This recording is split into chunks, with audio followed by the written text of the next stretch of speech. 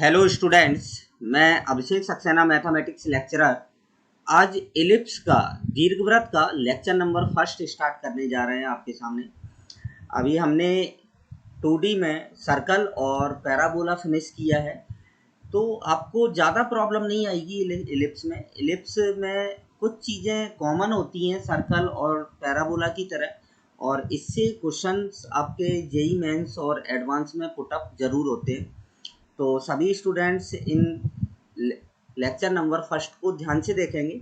सबसे पहले स्टार्ट करेंगे हम डेफिनेशन से।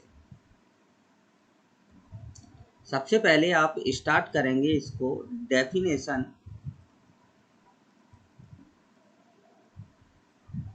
पैराबोला इलिप्स की डेफिनेशन क्या होती है।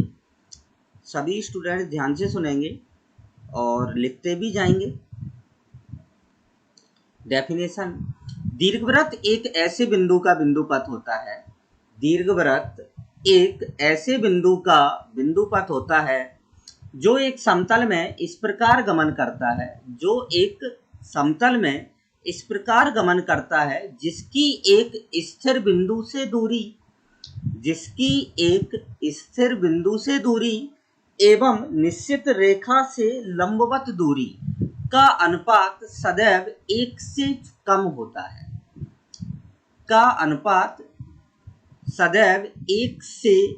होता है। दीर्घवृत्त कहलाता है। क्या कहलाता है? आपका दीर्घवृत्त कहलाता है। यहाँ पर इस स्थिर बिंदु को आप सभी लोग जानते हैं, स्थिर बिंदु को हम क्या बोलेंगे? दीर्घवृत्त की नाभि बोलेंगे, और निश्चित रेखा को हम दीर्घवृत्त की नियता बोलेंगे। तो चलिए एक ग्राफ से मैं आपको समझा रहा हूँ यहाँ पर, और ये आपको पहले से भी पूरा याद है ये ग्राफ, तो ध्यान से देखें। जैसे ये एक रेखा है, यहाँ पर कोई एक बिंदु है P, और यहाँ पर S है। इस S को हम बोलते हैं नाभि। S को क्या बोलते हैं? नाभि। P जो होता है, इसको आप सभी लोग जानते हैं, इसको हम गतिमान बिंदु बोलते हैं। ठीक है ना? तो क्या बोला जाता है कि दीर्घवृत्त एक ऐसे बिंदु का बिंदुपथ होता है जिसकी एक स्थिर बिंदु से दूरी मतलब नाभि से दूरी एवं निश्चित रेखा से लंबवत दूरी ये m का अनुपात सदैव 1 से कम होता है, मतलब PS/PM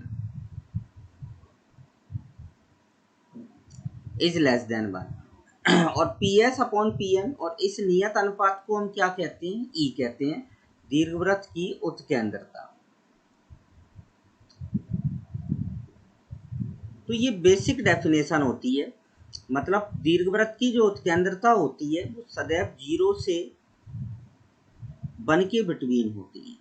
किसके बिटवीन होती है? 0 से 1 के बिटवीन होती है। अब अगर हम यहाँ पर मान लें कि ये नाभि है, अल्फा कॉमा बीटा है, यहाँ पर ये नियता का समीकरण आपका मैंने मान लिया Lx + My + n = 0, और इस बिंदु को मान लिया मैंने x, y। तो हम यहाँ से दीर्घवृत्त का समीकरण कैसे निकालेंगे? दीर्घवृत्त के समीकरण को निकालने के लिए सबसे बढ़िया तरीका है ये PS/PM इक्वल टू हम क्या लिखते हैं? E। तो PS इक्वल टू क्या आ जाता है? EPM, जो हम संकल्प में पढ़ चुके हैं। अब PS दो बिंदुओं के बीच की दूरी है, तो दो बिंदुओं के बीच की दूरी क्या आ जाएगी? x - अल्फा का स्क्वायर प्लस y - बीटा का स्क्वायर, और इक्वल में आ जाएगा आपके पास Lx + My + n अपॉन में √L² + m²। और यहाँ पर हम मॉड लगा देते हैं क्योंकि दूरी सदैव कैसी होती है? पॉजिटिव होती है। अब इसको आप सॉल्व कर देंगे तो जो इक्वेशन आएगी वो आपकी किसकी आ जाएगी? दीर्घवृत्त की आ जाएगी। तो ये बेसिक जनरल इक्वेशन है। अब हम सबसे पहले स्टार्ट करेंगे स्टैंडर्ड इक्वेशन से, जिससे हमें सबसे ज़्यादा काम पड़ने वाला है। तो सभी स्टूडेंट यहाँ पर ध्यान से देखेंगे। पहले इसको थोड़ा सा सेट कर लें आज। हाँ ठीक है भाई।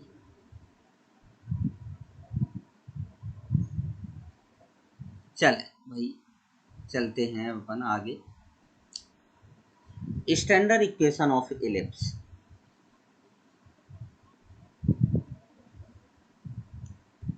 एक डेफिनेशन अभी और आएगी दीर्घवृत्त की। एक डेफिनेशन तो आपकी ये होती है जो मैंने आपको बता दिया, एक डेफिनेशन और आएगी और उसको हम आगे अभी देखेंगे। तो इस इक्वेशन में मैं आपको ये बताऊंगा स्टैंडर्ड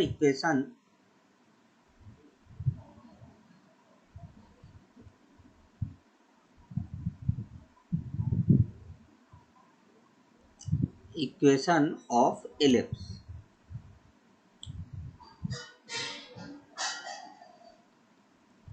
इसको हिंदी में बोलते हैं हम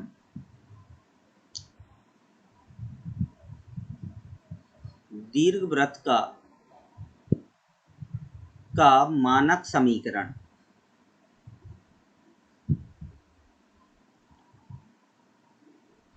दीर्घवृत्त का मानक समीकरण। चलिए ध्यान से देखते हैं दीर्घवृत्त का मानक समीकरण क्या होता है। दीर्घवृत्त का मानक समीकरण होता है आपका x² upon a square plus y² upon b square equal to 1, जहाँ a जो है वो ग्रेटर देन b है। क्योंकि दो तरह के दीर्घवृत्त होंगे, जैसे पैराबोला की 4 प्रकार के थे, ऐसी जो इलिप्स होगा वो 2 प्रकार का होता है। और यहाँ पर आपको याद रखना है कि बी स्क्वायर बराबर होता है ए स्क्वायर 1 माइनस ई स्क्वायर। इसका बहुत काम पड़ने वाला है अपन को आगे। और ये याद रखना है ये कंडीशन कि A is less than A greater than अगर बी है तो ये फर्स्ट टाइप का दीर्घवृत्त होगा, और ए अगर लेस देन बी है तो ये सेकेंड टाइप का दीर्घवृत्त होगा। तो चलिए सबसे पहले तो आप ये देखें इस इक्वेशन में आप देखें कि x की जगह अगर अपन माइनस एक्स रखते हैं, यहाँ पर x की जगह अगर आप माइनस एक्स रखते हैं तो कोई भी परिवर्तन नहीं होगा, और y की जगह माइनस वाई रखते हैं तो अभी कोई परिवर्तन नहीं होगा। मतलब ऐसा इक्वेशन जिसमें x के स्थान पर माइनस एक्स और y के स्थान पर माइनस वाई रखने पर कोई भी परिवर्तन नहीं हो, तो उसका जो कर्व होता है वो मूल बिंदु के सापेक्ष सममित होता है। किसके सापेक्ष सममित होता है? मूल बिंदु के 0,0 के सापेक्ष क्या होता है? सममित होता है। ये सभी बेसिक डेफिनेशन है। अब आप इसमें अगर आप इसको ड्रॉ करें तो अगर आप y की जगह 0 रखेंगे तो x में आप x² इक्वल टू क्या मिलेगा? a square. x² equal to a square मतलब x equal to plus minus a, मतलब x अक्ष को ये कहाँ पर काटेगा? प्लस माइनस a पर। और अगर हम x का मान 0 रख दें सर, x का मान 0 रखते हैं तो y स्क्वायर बराबर b स्क्वायर मिलेगा। तो y बराबर प्लस माइनस b, मतलब x अक्ष को तो प्लस माइनस a पर काटेगा और y अक्ष को कहाँ पर काटेगा? प्लस माइनस b पर काटेगा। तो चलिए इसको बनाते हैं हम। दीर्घवृत्त कैसे बनेगा आपका, ध्यान से बनाना है, गड़बड़ नहीं करना है भाई आप लोगों को।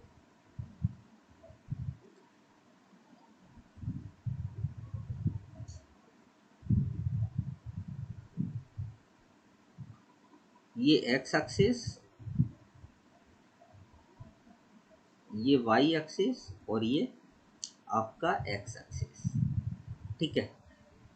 अब दीर्घवृत्त बना रहे हैं हम, थोड़ा बड़ा सा बनाएंगे।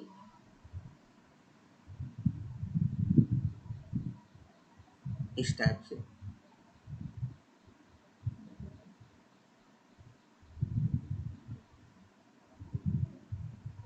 आप अच्छे से बनाएं। ये आपका बनेगा क्या? दीर्घवृत्त। ये होती है दीर्घवृत्त का ग्राफ आपका। अब इसके पॉइंट मार्क कर देते हैं। अब हम पेन चेंज करके ये जो पॉइंट होता है इसको लेते हैं हम a डैश। भाई एक्स अक्ष को प्लस माइनस ए पर काटेगा तो ये -a,0 होता है। ये होता है आपका ए क्या हो जाएगा, a,0 हो जाएगा। ये होता है केंद्र, इसको बोलते हैं हम केंद्र C,0,0। ये केंद्र कहलाता है। बाई अक्ष को कहाँ पर काट रहा था, अभी मैंने आपको बताया था एक तो ये पॉजिटिव डायरेक्शन में 0,b पर और नेगेटिव डायरेक्शन में 0,-b, ये होता है। क्लियर। अब चलते हैं, ये हो गया। अब आप देखें कि यहाँ पर अक्ष की बात करें अगर अपन दीर्घवृत्त के अक्ष की, तो दीर्घवृत्त के दो अक्ष होते हैं, एक तो ए डैश और एक होता है बी डैश। अब आप देखें कि ए डैश बड़ा है, ए डैश कैसा है, बड़ा है, तो ए डैश को हम बोलते हैं दीर्घ अक्ष, मेजर एक्सिस, और बी डैश को बोलते हैं लघु अक्ष, छोटा वाला अक्ष बोलते हैं, जिसको हम इंग्लिश में बोलते हैं माइनर एक्सिस। केंद्र होता है। शीर्ष जो होते हैं वो दीर्घ अक्ष के सिरे कहलाते हैं, शीर्ष जो होंगे वो क्या कहलाएंगे, दीर्घ अक्ष के सिरे। परवलय में केंद्र नहीं था, इसमें केंद्र भी होता है 0,0। अब अपन बात करें इसकी नाभियों की, इसमें दो नाभियां होती हैं, एक तो एस और एक एस डैश, एस डैश, दो नाभियां होती हैं, ठीक है ना। इस नाभि के जो सिरे, नाभि के निर्देशांक होते हैं वो होते हैं आपके AE,0 और दूसरी नाभि के होते हैं माइनस का AE,0। अब आप बात करें नियता की, तो इसकी दो नियताएं होती हैं, एक तो इस डायरेक्शन में और एक नियता होगी आपकी इस डायरेक्शन। दो नियताएं होती हैं। इस नियता को हम इंग्लिश में क्या बोलते हैं, डायरेक्ट्रिक्स बोलते हैं। अब आप देखें यहाँ पर जो बिंदु होता है, जिसका बिंदु पथ, इसको हम रेड से शो अप कर देते हैं, ये जो बिंदु होता है इसका बिंदु पथ होता है आपका क्या, नियता होती है, ठीक है ना। अब आप देखें इससे इसको मिलाएं,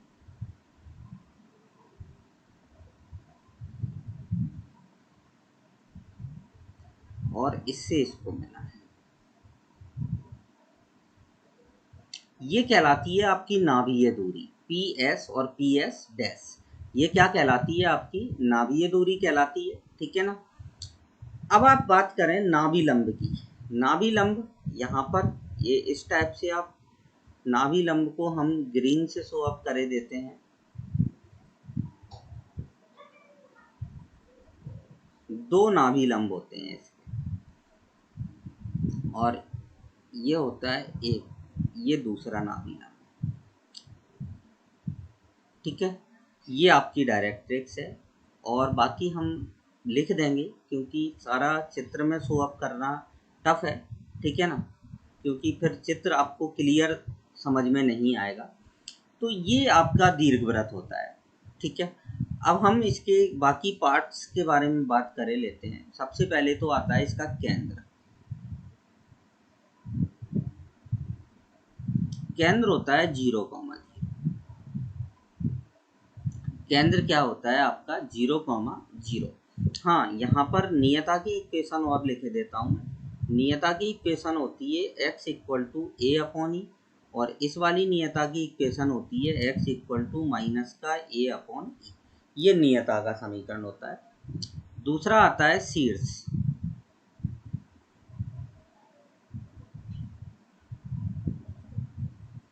a,0 और a डैश -a,0। ये शीर्ष होते हैं दीर्घवृत्त के, ठीक है। नेक्स्ट चलते हैं भाई अपन, नाभि क्या होती है, नाभि आपको दिख रही हैं दोनों नाभियाँ, तो नाभि हम ऐसे लिखे देते हैं +-AE,0। अब सुनिए ध्यान से, यहाँ पर हम नाभि का फॉर्मेट एक और चेंज करने वाले हैं। नाभि हम दूसरे तरीके से भी हम शो अप कर सकते हैं। ध्यान से देखें, दीर्घवृत्त की जो उत्केंद्रता होती है, इसको हम बाद में यहाँ पर शो नहीं करेंगे, आपको यहीं पर बता देता हूँ। जो दीर्घवृत्त की उत्केंद्रता होती है वो होती है 1 minus B square upon A square, जो कि आप इससे निकाल सकते हैं। तो E इक्वल टू आप सीधा लिख सकते हैं root of A square minus B square upon में ए। ठीक है, अब आप देखें इधर ही दूसरा फॉर्मेट इसका, जैसे प्लस माइनस ए है, ई का मान हम यहाँ पर रख दें root of A square minus B square और अपॉन में ए कॉमा जी। तो ए से ए क्या हो जाएगा, आपका कैंसिल आउट हो जाएगा। तो यहाँ से आपको नाभि का दूसरा format plus minus A square minus B square comma 0, ये भी आपका, इसको हाईलाइट कर दें। जब आपको इसकी ज़रूरत हो तो ऐसे ही यूज करें। आपको मैं बता दूं, आपकी एनसीईआरटी में इसको सी से शो अप कर रखा है, इस वाले पार्ट को किससे शो अप कर रखा है, सी से। तो घबराने की आवश्यकता नहीं है, यही आपका क्या होता है, सी होता है। ठीक है ना, चलते हैं आगे। अब आता है नेक्स्ट आपका 4th नंबर पर नियता का समीकरण।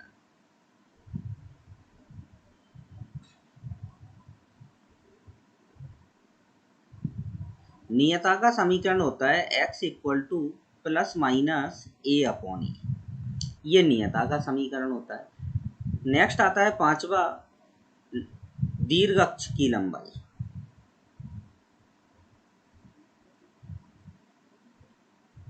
दीर्घ अक्ष, इसको हम इंग्लिश में बोलते हैं मेजर एक्सिस। मेजर एक्सिस होता है आपका ए डैश। दीर्घ अक्ष की लंबाई होती है आपकी 2a। चलिए थोड़ा सा पेज को हम आगे शिफ्ट कर लें, जगह कम हो रही है, ज़्यादा नहीं करना है जिससे अपना दीर्घवृत्त दिखता रहे।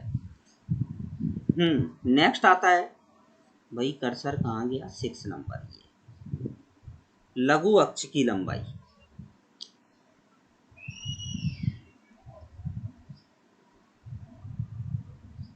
लघु अक्ष को हम बोलते हैं माइनर एक्सिस। माइनर एक्सिस होता है आपका बी डैश इक्वल टू क्या आता है 2b, इक्वल टू क्या आता है 2b। अब नेक्स्ट आता है 7 नंबर नाभि लंब की लंबाई।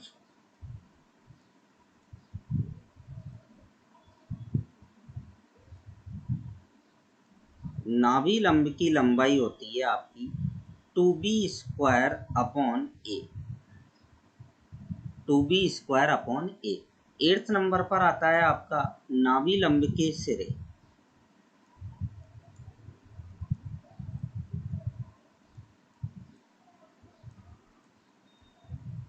चार सिरे होंगे, आपको चित्र में दिख रहा होगा, 1 2 3 और ये 4।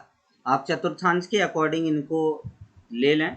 मैं यहाँ पर एक साथ लिख रहा हूँ plus minus A comma plus minus B square upon A, ये होता है आपका नाभि लंब का सिरा। अब नेक्स्ट आता है आपके पास नाभि लंब के सिरे हो गए, ये सारा कुछ हमने लिख लिया। 9 नंबर पर आता है नाभीय दूरी।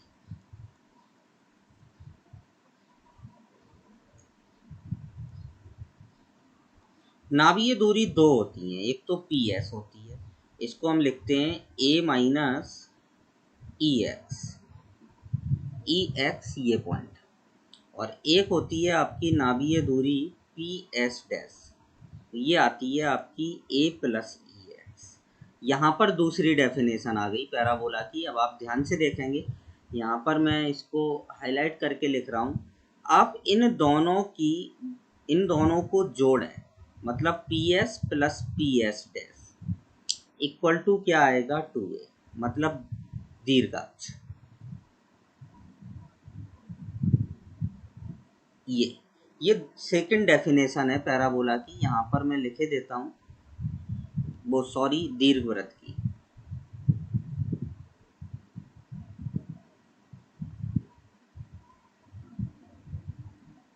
Of ellipse. सेकंड डेफिनेशन क्या बोलेंगे आप, दीर्घवृत्त एक ऐसे बिंदु का बिंदुपथ होता है जिसकी दो स्थिर बिंदुओं से दूरियों का योग सदैव दीर्घ अक्ष के बराबर होता है। किसके बराबर होता है? दीर्घ अक्ष के बराबर होता है। ये होती है आपकी नाभीय दूरी। क्या होती है? आपकी नाभीय दूरी बोलते हैं इसको हम। और ये सेकंड डेफिनेशन है, इसको आपको याद रखना है। चलिए आगे बढ़ते हैं हम अब।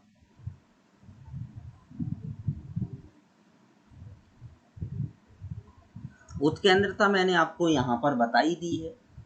उत्केंद्रता मैंने आपको यहाँ पर लिखा दी है कि उत्केंद्रता क्या होती है, ठीक है। और कोई डबल ऑर्डिनेट्स ऐसा कुछ ज़रूरत नहीं है। अब यहाँ पर ही मैं आपको कुछ और चीज़ें बताने जा रहा हूँ।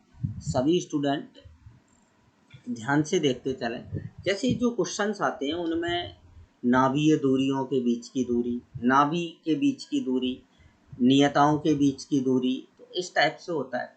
तो मैं ध्यान से देखेंगे, नोट में मैं आपको बता रहा हूँ कुछ महत्वपूर्ण पॉइंट हैं ये, और इन पर जो है वो क्वेश्चंस आ जाते हैं आपके।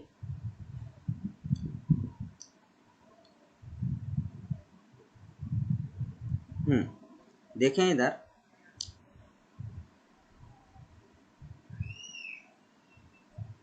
रिमार्क,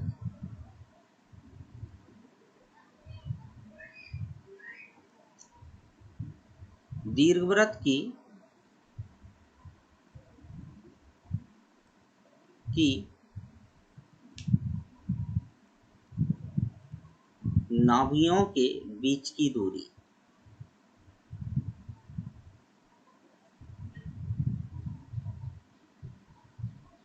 दूरी होती है आपकी S S dash equal to 2a।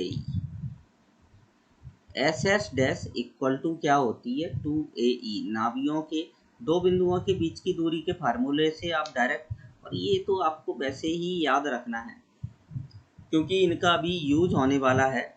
Sorry, यहाँ दीर्घ वृत्त नहीं लिखा मैंने। दूसरा आता है पॉइंट आपका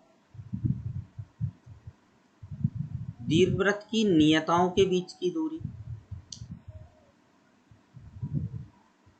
के नियताओं के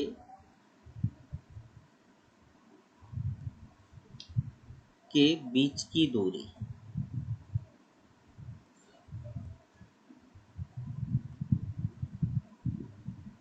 बराबर होती है 2a/e।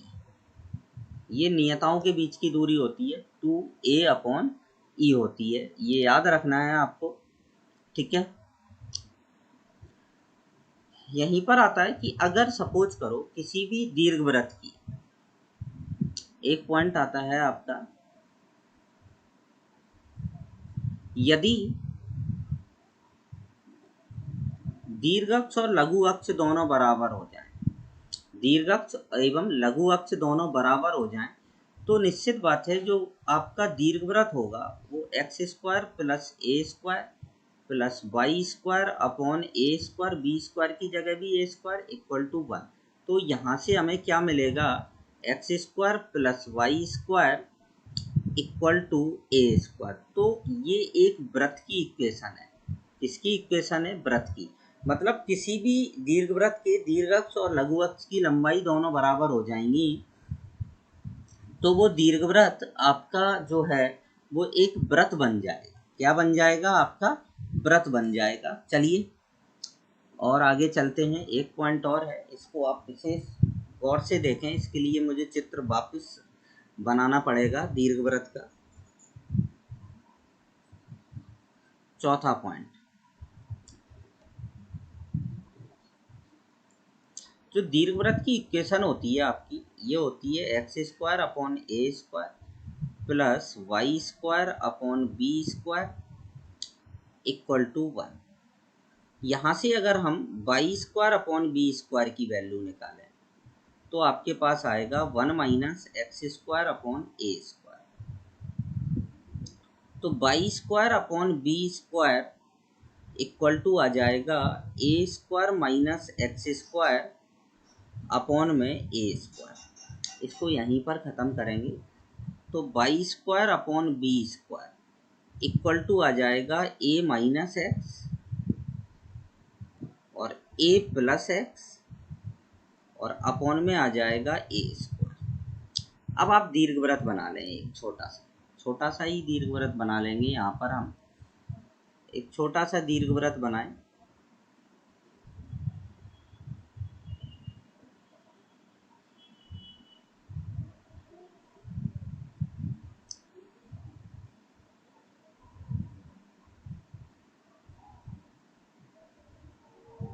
बड़ा ही सुंदर दीर्घवृत्त बनाया भाई अपना की बार तो, है ना, दिख रहा है ना सभी को, ये है। ठीक है, अब सुने ध्यान से, हमने इसको क्या लिखा था, ए dash minus A comma zero. ये क्या था, ए कॉमा जीरो। ठीक है ना, यहाँ पर ये पॉइंट था सी, ये पॉइंट था आपका बी, ये पॉइंट है आपका 0 कॉमा बी। बी डिस्टेंस क्या है, ये है। ठीक है, ये भी बी डिस्टेंस है और ये डिस्टेंस क्या है, ए है। यहाँ पर एक पॉइंट था पी जिसके कोऑर्डिनेट्स लिए थे एक्स कॉमा वाई, इससे इस पर एक लंब डाल दिया इस टाइप से, इससे इस पर एक क्या डाल दिया, लंब डाल दिया एन। ठीक है, अब चलें, अब आप देखें कि अगर हम इसको डिफाइन करें तो पी एन तो आपका क्या हो जाएगा, बाई हो जाएगा। पी एन क्या हो जाएगा आपका, बाई। ये डिस्टेंस जो है वो कितनी है आपके पास, एक्स है, और ये पूरी डिस्टेंस कितनी है, ए है। यहाँ से केंद्र से लेके यहाँ तक की दूरी क्या है, ए है। तो ये डिस्टेंस की अगर हम बात करें, इस वाले डिस्टेंस की, तो ये डिस्टेंस हो जाएगी ए माइनस एक्स। और अगर हम यहाँ से लेके यहाँ तक की डिस्टेंस की बात करें तो ये हो जाएगी आपकी ए प्लस एक्स हो जाएगी ये डिस्टेंस। क्लियर, बस अब हमें इसी में ही रिलेशन बताना है एक सीधा सा, कि y square upon B square. Y square क्या है, पी एन का स्क्वायर, अपॉन में क्या है, बी स्क्वायर है। बी स्क्वायर को भी हम बी सी का स्क्वायर लिख सकते हैं, और इक्वल में क्या आएगा, ए माइनस एक्स। ए माइनस एक्स क्या है आपका, ए एन है, और ए प्लस एक्स क्या है आपका, ए डैश एन है, और अपॉन में क्या है, ए स्क्वायर। इसको ही हम ऐसे लिख सकते हैं, पी एन का स्क्वायर अपॉन में क्या आ जाएगा, बी सी का स्क्वायर, इक्वल में क्या आ जाएगा, A N into A dash N, और अपॉन में क्या आ जाएगा, ए सी का स्क्वायर। तो ये एक रिलेशन है इस दीर्घवृत्त के लिए। कभी आपको इस पर एक क्वेश्चन आ जाए तो आप डायरेक्ट ही इसको कर सकते हैं, सीधा आप इसमें रखकर चलते हैं भाई आगे। फोकल कोड ये मैंने आपको सारा कुछ बता ही दिया है। ठीक है, एक दो पॉइंट मैं यहाँ पर ही और आपको बता रहा हूँ, ध्यान से देखना। इधर ये पैराबोला में भी थे और ये एलिप्स में भी हैं, तो एलिप्स में हम डायरेक्टली सीधे सीधे जल्दी जल्दी करेंगे, जिससे भाई आपका सिलेबस ये एलिप्स और हाइपरबोला जल्दी से जल्दी ख़त्म हो जाए। देखें इधर नेक्स्ट नंबर है आपका, भाई कौन सा नंबर है, नंबर याद है क्या सभी को, नंबर शायद ये 4th है, अपना 5th नंबर स्टार्ट होगा। ध्यान से देखेंगे सभी स्टूडेंट, ये आप पहले भी पढ़ चुके हैं। देखें इधर 5th नंबर, फिर से एक दीर्घवृत्त बनाएं, क्योंकि अलग अलग इसीलिए बना रहे हैं जिससे क्लियर समझ में आ जाए सब कुछ। ये अब छोटा सा एक दीर्घवृत्त हम और बना रहे हैं यहाँ पर।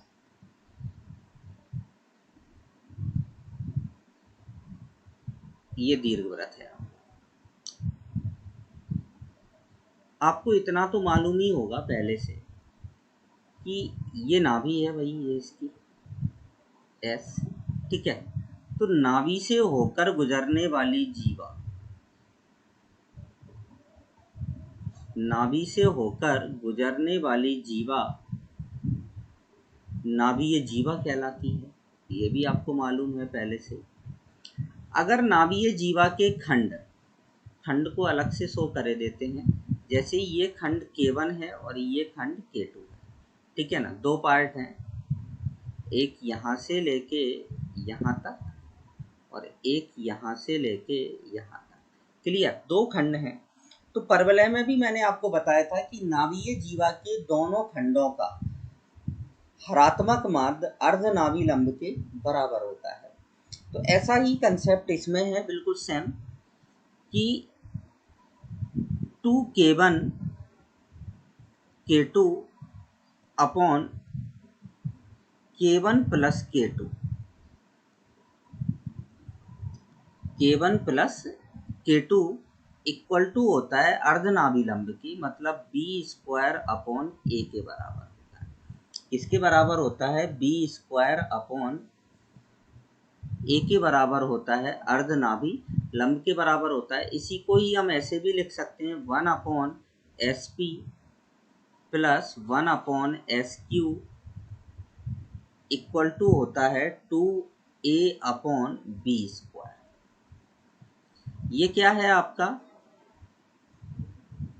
इसको ग्रीन से शो कर देते हैं, K1 व K2 का हरात्मक माध्य है। ये क्या है? K1 और K2 का क्या है? हरात्मक माध्य। तो ये आपको याद रखना है, ये कंडीशन, इन पर क्वेश्चंस आ जाते हैं, इन पर क्वेश्चन आ जाते हैं और स्टूडेंट फिर उनको लेंदी तरीके से सॉल्व करने लगता है। तो हमें इनको याद रखना है, इन पॉइंट्स को, ये बहुत महत्वपूर्ण पॉइंट्स हैं। कैसे याद रखेंगे? दोनों खंडों का हरात्मक माध्य अर्धनाभी लंब के बराबर होता है। चलिए अब हम कुछ क्वेश्चंस पर डिस्कस करते हैं। सबसे पहले सीधा सा पहले क्वेश्चंस, एक दो क्वेश्चन करते हैं, फिर हम सेकंड फॉर्मेट बताएंगे आपको दीर्घवृत्त का, ठीक है। सेकंड फॉर्मेट के बताने के बाद फिर हम पहुंचेंगे सहायक वृत्त पर। किस पर पहुंचेंगे? सहायक वृत्त पर डिस्कस करेंगे। तो इतनी जल्दी अब बोर हो गए हैं थोड़ा सा थ्योरी पढ़ते पढ़ते, तो इसीलिए थोड़ा बहुत अब क्वेश्चन एक दो करे लेते हैं तो अच्छा लगेगा। चलिए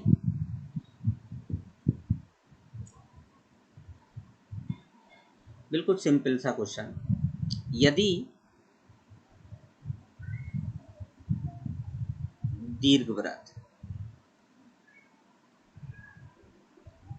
16x²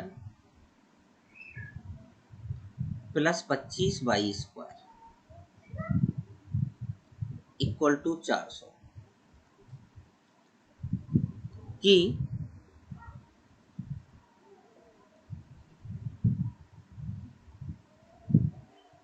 नाभिकीय जीवा PSQ है। यदि PSQ ऐसे लिख दो, इस प्रकार है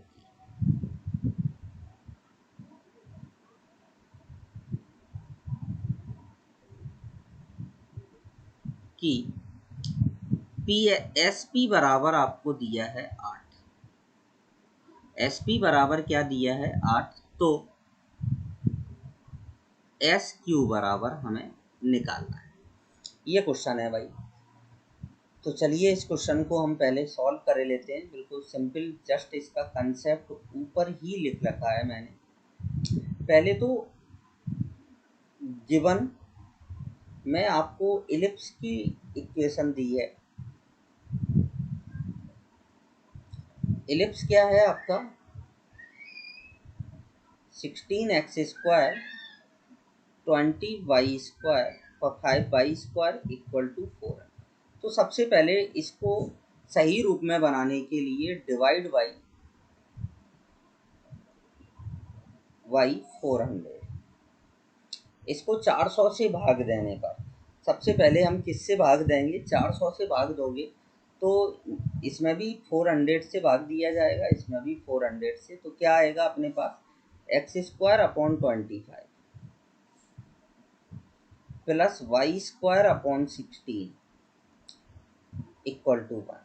आप देख सकते हैं कि अगर इसकी तुलना करें हम x² upon a² plus Y square upon B square equal to 1 से अगर आप तुलना करते हैं तो आपको क्या मिलेगा भाई?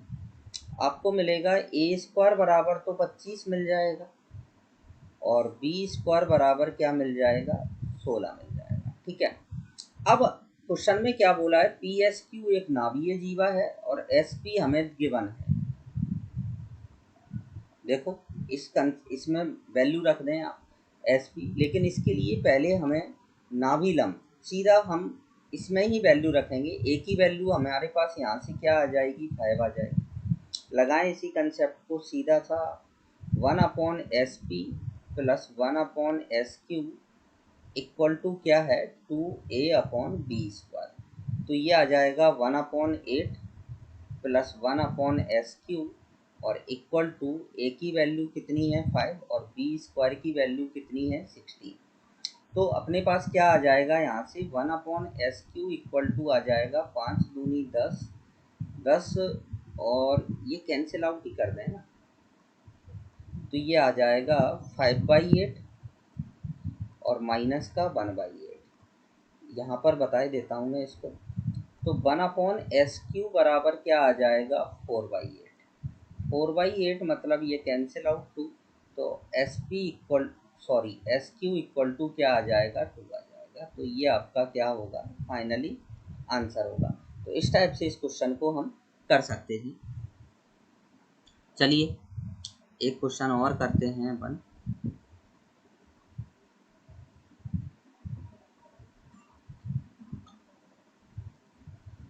नेक्स्ट क्वेश्चन आता है आपके पास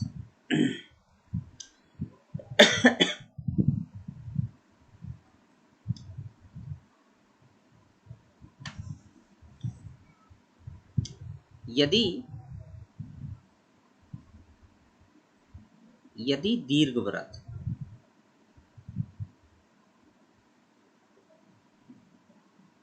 की नाभि लंब की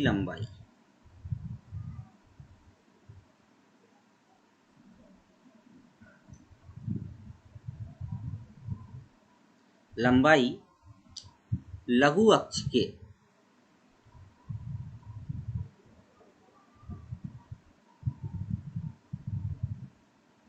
की आधी हो तो उत्केंद्रता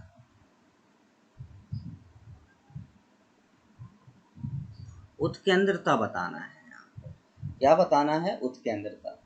इस टाइप के क्वेश्चन काफी मोस्ट होते हैं, ये याद रखना सभी स्टूडेंट। इस टाइप के क्वेश्चंस आपके जेई मेंस तक में पूछ लिए जाते हैं। तो सबसे पहला काम क्या है इसमें हमारा, इस क्वेश्चन के सॉल्यूशन में? पहले दीर्घवृत्त। तो स्टूडेंट यहाँ पर कंफ्यूज हो जाता है कि ये दीर्घवृत्त जो है ये पहले वाला है कि दूसरे वाला है। तो जब भी दीर्घवृत्त शब्द का यूज हो तो आपको ये सोचने की आवश्यकता नहीं है, आपको दीर्घवृत्त पहले वाला फर्स्ट टाइप का दीर्घवृत्त लेना है, क्योंकि अभी अपन ने पढ़ा भी फर्स्ट टाइप का ही है और लेना भी कौन सा है? फर्स्ट टाइप का। तो इक्वेशन मैंने दीर्घवृत्त की इक्वेशन ले ली।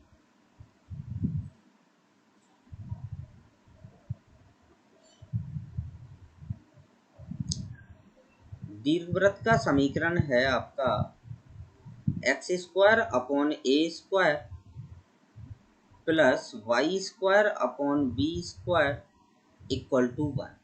ये दीर्घवृत्त का समीकरण ले लिया जिसमें a is greater than b है। अब इसने क्या बोला है? नाभि लंब की लंबाई लघु अक्ष के आधे के बराबर है। तो नाभि लंब की लंबाई क्या होती है आपकी? 2b स्क्वायर अपॉन ए, और लघु अक्ष की लंबाई क्या होती है? 2b। क्लियर? अब ये दोनों, ये जो है ये इसका आधा है, तो अगर हम इसमें 1/2 से गुणा कर दें तो ये दोनों कैसे हो गए? बराबर। ये दोनों बराबर होते ही हमारे पास यहाँ से 2 से ये 2 कैंसिल आउट, एक b से एक b कैंसिल आउट, तो हमारे पास b अपॉन a की वैल्यू आ जाएगी 1/2। b अपॉन a की वैल्यू 1/2 आते ही उत्केंद्रता क्या होती है? E equal to 1 minus B square upon A square. Clear? तो क्या आ जाएगा? 1 - 1/4 आ जाएगा। तो फाइनली आंसर आ जाएगा √3/2। लेकिन ये याद रखना है, ये वैल्यू कभी भी 1 से बड़ी ना आ जाए तुम्हारी। अगर 1 से बड़ी आ जाती है तो आप ये मान लें खुद ही कि आपका क्वेश्चन गलत है। आपका क्वेश्चन कैसा है भाई? गलत है। तो चलिए नेक्स्ट क्वेश्चन की तरफ बढ़ते हैं अपन।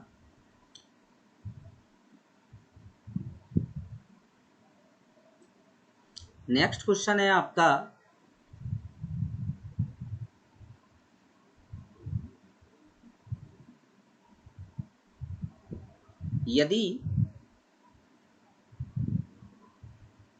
यदि दीर्घवृत्त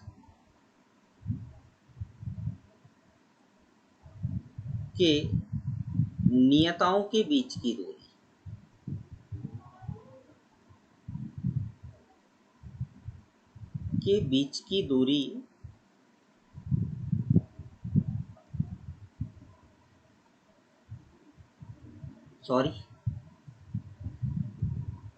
नियताओं के बीच की दूरी नाभियों के बीच की दूरी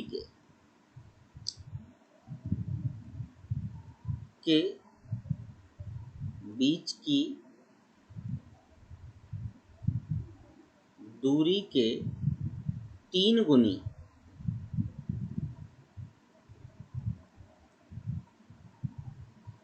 गुनी हो तो ई बराबर। उत्केंद्रता बतानी है हमें। तो चलिए फटाफट इस क्वेश्चन को हम सॉल्व करते हैं। सबसे पहले हमने इलिप्स की इक्वेशन ले ली। इलिप्स है आपका x² / a² + y² / b² = 1। ठीक है। अब क्या बोला है क्वेश्चन में? नियताओं के बीच की दूरी। नियताओं के बीच की दूरी अभी मैंने आपको बताई थी, क्या होती है? 2a/e। ठीक है। नाभियों के बीच की दूरी मैंने अभी आपको बताया था, क्या होती है? 2a। अब क्या बोल रहा है? ये दूरी जो है वो इसके 3 गुना है, तो इसमें 3 से गुणा कर दिया। 3 से गुणा किया तो क्या आ जाएगा अपने पास? 2a से 2a क्या हो जाएगा? Cancel out. क्या आ जाएगा? 3e² = 1 आ जाएगा। सो e² = 1/3 आ जाएगा। तो यहाँ से आपके पास आंसर क्या आ जाएगा? e = 1/√3। तो ये आपका क्या होगा? आंसर होगा। छोटा सा क्वेश्चन था, इजीली आप कर सकते हैं। चलिए नेक्स्ट क्वेश्चन की तरफ बढ़ते हैं अपन।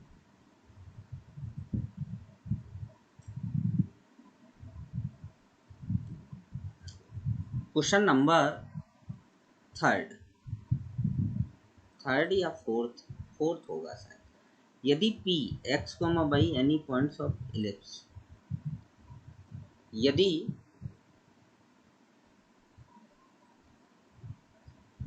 यदि दीर्घवृत्त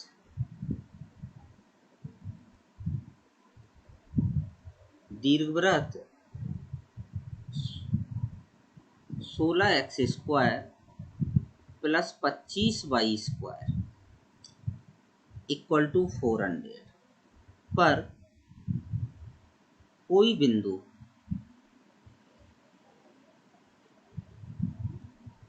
P x, y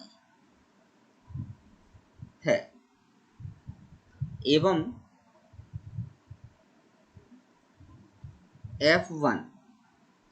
F1 point है आपका 3,0 एंड F2 पॉइंट है -3,0। तो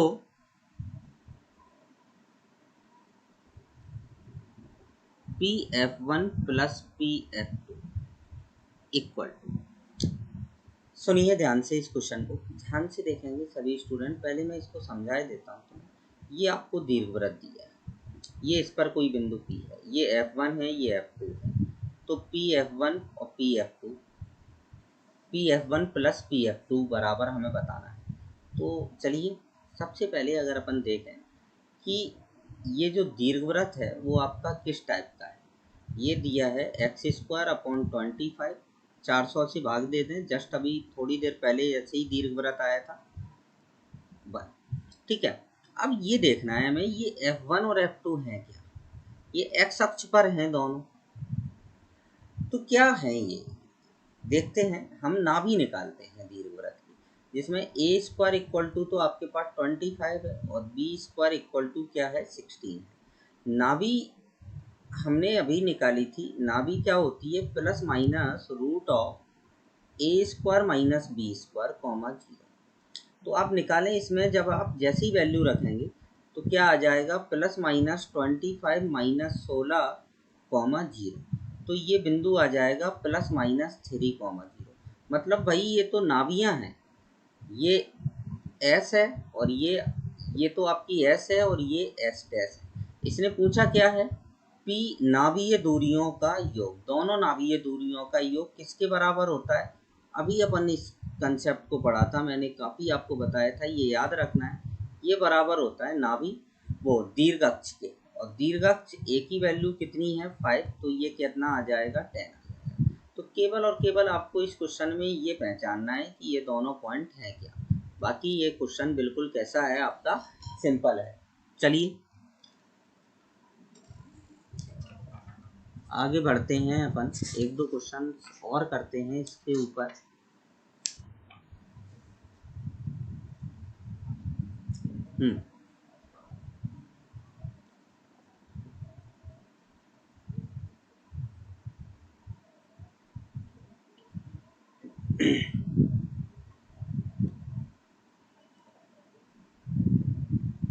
नेक्स्ट क्वेश्चन आता है आपके पास, the length of major axis of ellipse is 3 times of length of minor axis is eccentricity. क्या है, दीर्घवृत्त के दीर्घवृत्त X square upon A square plus Y square upon B square equal to 1 के दीर्घ अक्ष की लंबाई लघु अक्ष के 3 गुनी है। दीर्घ अक्ष शॉर्ट में लिखे देता हूँ, दीर्घ अक्ष लघु अक्ष का 3 गुना है।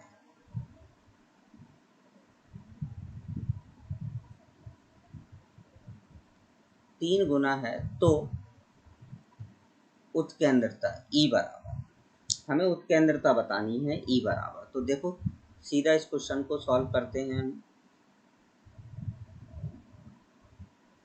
भाई क्या दिया है, दीर्घ अक्ष, दीर्घ अक्ष क्या होता है आपका 2a और लघु अक्ष क्या होता है 2b। मतलब क्या लिख सकते हैं हम, 2a बराबर 3 गुना है तो 3 इंटू 2b। तो यहाँ से आपको 2 से ये 2 कैंसिल आउट, तो b upon A equal to कितना आ जाएगा 1/3। उत्केंद्रता भाई क्या होती है आपकी, e equal to 1 minus B square upon A square. इसमें आप वैल्यू रख दें सीधा, तो 1 माइनस 1/9 आ जाएगा। तो आंसर क्या आ जाएगा, 2√2/3। ये आपकी क्या आ जाएगी, उत्केंद्रता आ जाएगी। सिंपल क्वेश्चन है। चलें इस टाइप के क्वेश्चंस अब आप और प्रैक्टिस कर लें इनकी।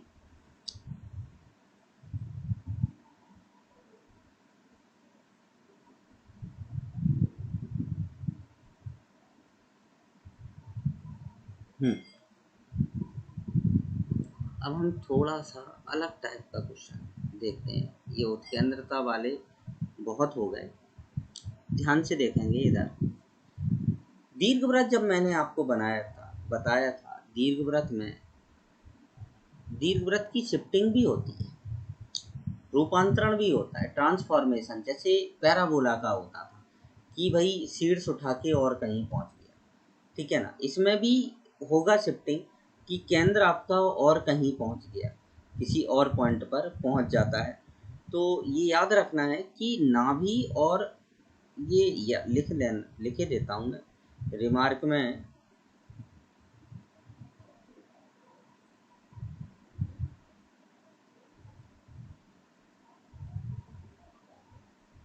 नाभियों का मध्य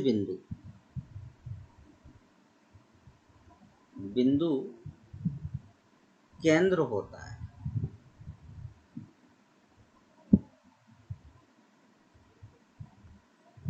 ये याद रखना है नाभियों का मध्य बिंदु क्या होता है? केंद्र होता है। अब यहीं पर मैं आपको एक इक्वेशन और बना देता हूँ। जैसे कभी ऐसे आ गया x माइनस एच का square upon A square plus Y minus K का square upon B square equal to 1। तो ये भी इलिप्स है आपका, बट इसमें जो केंद्र है, जो केंद्र होगा, आप इसको ऐसे रिप्लेस करके लिख सकते हैं, capital X upon A square plus capital Y square upon B square equal to 1। और केंद्र क्या होता है? X equal to 0 and Y equal to 0 होता है, ठीक है ना। नाभियों का भी मध्य बिंदु होता है, नाभियों का, और यहीं पर हम लिख सकते हैं नियताओं का भी मध्य बिंदु होता है, ये केंद्र होता है, ठीक है। तो यहाँ पर अगर अपन बात करें एक्स, तो इसके जो केंद्र हैं, आपका जो सेंटर है वो h कॉमा के हो जाएगा। क्या हो जाएगा? h कॉमा के हो जाएगा। तो इस टाइप से नाभियाँ भी चेंज हो जाएंगी आपकी, ठीक है ना, और आपकी नियता का भी इक्वेशन चेंज हो जाएगा। तो आप चेंजिंग में आपको पैराबोला में बता चुका हूँ, तो यहाँ पर दोबारा बताने की आवश्यकता नहीं है। चलिए अपन तो क्वेश्चन पर ध्यान देते हैं कि क्वेश्चन क्या है। ध्यान से देखेंगे सभी स्टूडेंट, अच्छा क्वेश्चन है ये।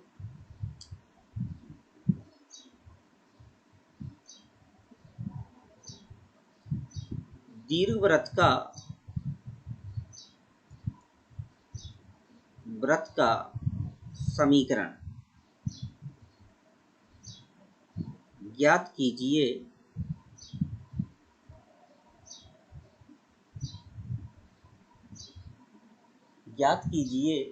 जिसकी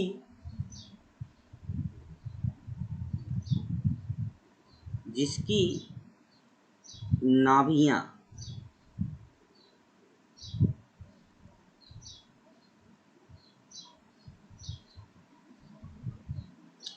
(2,3) और -2,3 है, ठीक है, और जिसका सेमी माइनर एक्सिस एवं अर्ध लघु अक्ष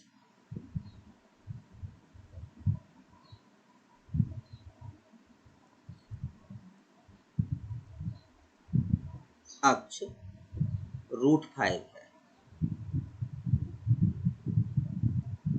अर्ध लघु अक्ष क्या है? आपका √5 है। तो चलिए इस क्वेश्चन को देखें, सभी स्टूडेंट ध्यान से देखेंगे इस क्वेश्चन का सॉल्यूशन। सबसे पहले तो आपको s दिया है 2,3 और s डैश दिया है आपको -2,3। अर्ध लघु अक्ष की लंबाई होती है b इक्वल टू √5 दिया है, ठीक है। सबसे पहले इन दोनों का मध्य बिंदु निकालो, केंद्र निकालो। भाई केंद्र निकालेंगे तो केंद्र क्या आएगा आपका? 2 - 2 अपॉन 2, और ये आ जाएगा 3 + 3 अपॉन 2। मतलब केंद्र आ गया आपके पास 0,3 आ गया। केंद्र 0,3 आ गया, तो यहाँ पर हमने ले लिया कि दीर्घवृत्त का समीकरण,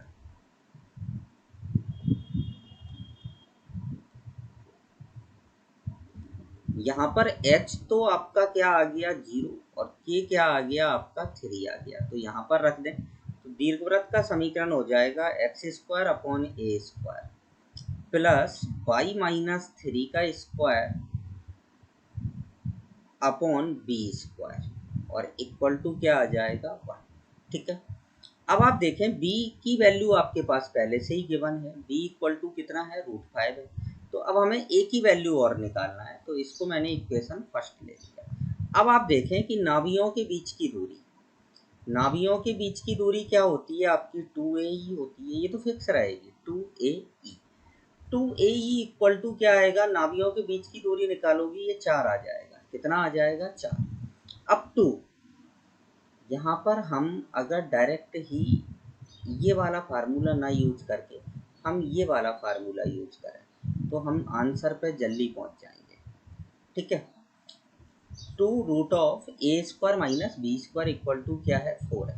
ठीक है, अब इसका अगर आप स्क्वायर कर दें तो ये आ जाएगा 4a² और b² का कितना मान आ जाएगा 5 और इक्वल टू में कितना आ जाएगा 16। तो 4 से ये कट जाएगा तो ये आ गया 4, तो मतलब a² का मान कितना आ जाएगा 9।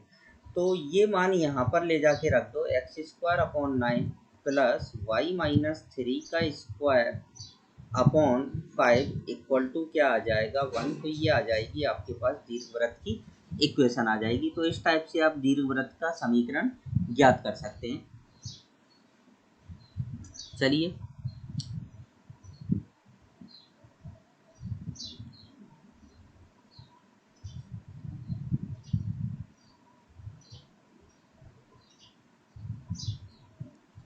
नेक्स्ट क्वेश्चन आता है आपके पास।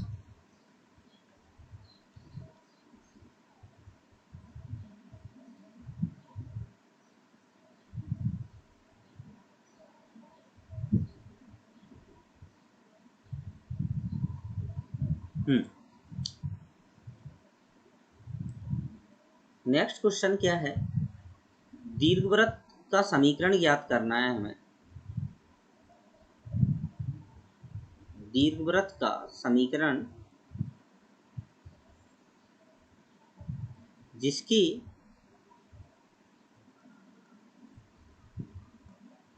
कि नाभियों के बीच की दूरी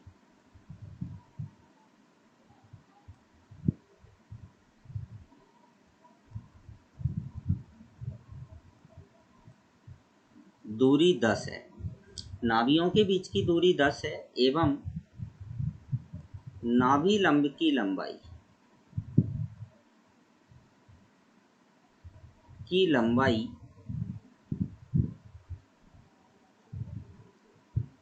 15 है।